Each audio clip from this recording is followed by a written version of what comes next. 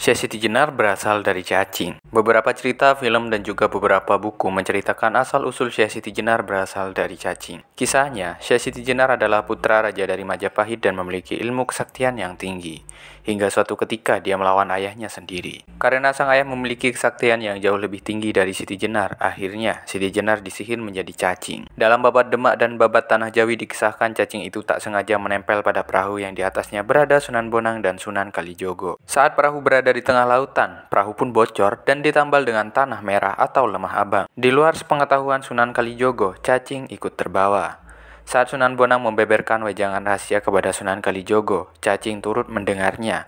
Akibatnya, seketika menjelma menjadi manusia, yakni Syekh Siti Jenar. Lalu, apakah cerita itu benar? Mari kita bahas. Dalam naskah Wangsakerta yang berjudul Pustaka Raja-Raja Ibu Nusantara, disebutkan bahwa silsilah Syekh Siti Jenar adalah keturunan Rasulullah.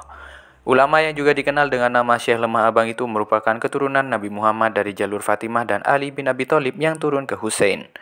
Jalur berikutnya melalui Ali Zainal Abidin lalu turun ke Ja'far Shadiq kemudian kepada Maulana Abdul Malik yang menetap di Baratanagari. Maulana Abdul Malik kemudian menurunkan Al-Amir Abdullah Kananuddin turun ke Al-Amir Ahmad Syah Dalaluddin yang dikenal juga dengan nama Syekh Qadir Kailani. Dari Syekh Qadir Kailani ini kemudian turun ke Syekh Datu Isa yang menetap di Malaka Nagari.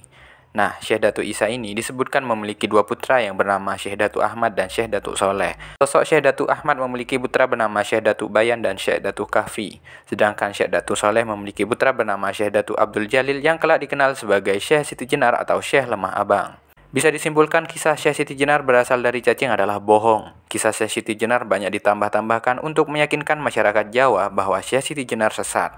Karena para wali sendiri khawatir masyarakat Jawa yang notabene baru mengenal Islam salah paham dengan ajaran tingkat tinggi yang diajarkan Syekh Siti Jenar.